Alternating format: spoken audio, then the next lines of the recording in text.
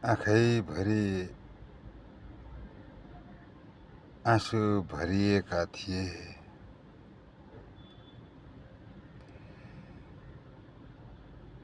कही मेरा मित्र छन्, मित्रहरू छन् भनेर मैले बताउन सकेको थिएन। यिनी आँसु पोस्नलाई त्यो ट्याममा मेरो गोजामा रुमाल पनि थिएन। त्यसै बगिरहेका थिए।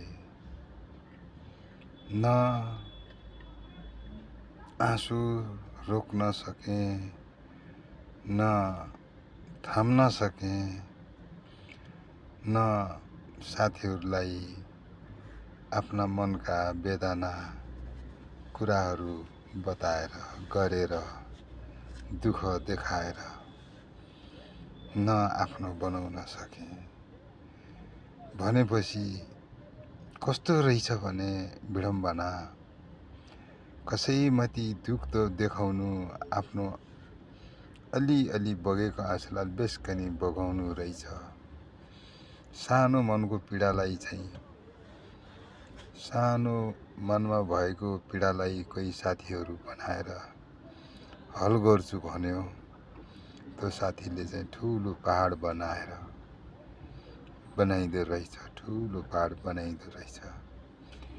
त्यही भएर आफ्नो आँखामा बग्न लागेको आँसुलाई, बगेको आँसुलाई कसरी हुन्छ आफ्नै आँखामा भर्ने प्रयास, कोसिस गर्नु पर्दो रहेछ।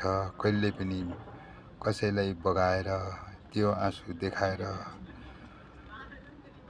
कसैको आँखाको सामुन्ने हामी बिलाना कमेर रोएर देखाएर हामीहरूलाई केही पनि मिल्ने रहेछ। यो संसारमा दुःख छ त सिर्फ आफैलाई रहेछ। आँसु बगेको छ, आफूले आफूलाई बुझाउन छ त आफैले यिनी आँखालाई नै बुझाउन पर्दो रहेछ।